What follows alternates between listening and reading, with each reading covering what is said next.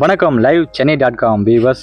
சென்னை அடையாறு ஆற்றில் வெள்ளப்பெருக்கு உருவாவதற்கு முக்கியமான ஏரிகள் என்னென்ன என்பதை பற்றி இந்த வீடியோவில் விரிவாக தெரிந்து கொள்வோம்.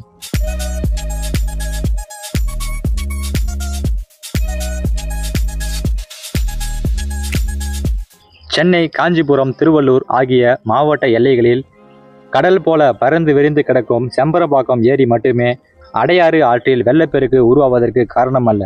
அடையாறு ஆற்றின் நீர்பிடிப்பு பகுதிகளின் எல்லை மிக பெரியதாகும்.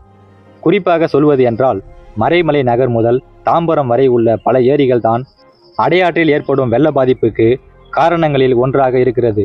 காஞ்சிபுரம் மாவட்டத்தின் செம்பரம்பாக்கம் ஏரி மட்டுமல்ல, செங்கல்பட்டு மாவட்டத்தின் அந்த பகுதியில் உள்ள பெரும்பாலான ஏரிகளில் உபரி நீர் இறுதியாக அடையாறு ஆற்றில்தான் கலக்கிறது.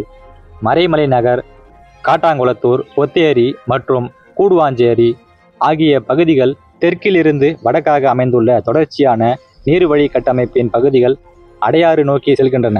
இன்னும் தெளிவாக சொல்வது என்றால் ஒரக்கடம் முதல் சிங்கப்பெருமாள் கோவில் வரை உள்ள பகுதிகளும், மறைமலை நகர் முதல் கூடுவாஞ்சேரி, முடிச்சூர் வரை உள்ள பகுதிகளும் பெய்யும் மழை நீர் அந்த பகுதிகளில் உள்ள ஏரிகளை நிரப்புகிறது. அதன் பின்னர் அப்படியே ஒன்றோடு ஒன்று இடிந்து அடையாற்றில் வந்து சேர்கிறது.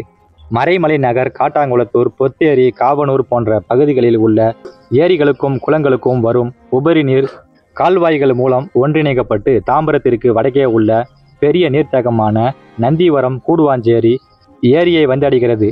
இந்த பகுதிகள் அனைத்தும் அடையாறு ஆற்றின் நீர்பிடிப்பு பகுதியின் ஒரு பகுதியாகும்.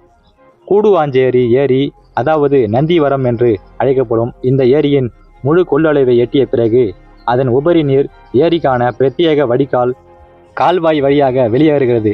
இந்த உபரி நீர் ஊரப்பாக்கம், ஆதனூர், மன்னிவாக்கம் போன்ற பகுதிகளை கடந்து முடிச்சூரில் அடையாறு ஆற்றுடன் சென்று கலக்கிறது.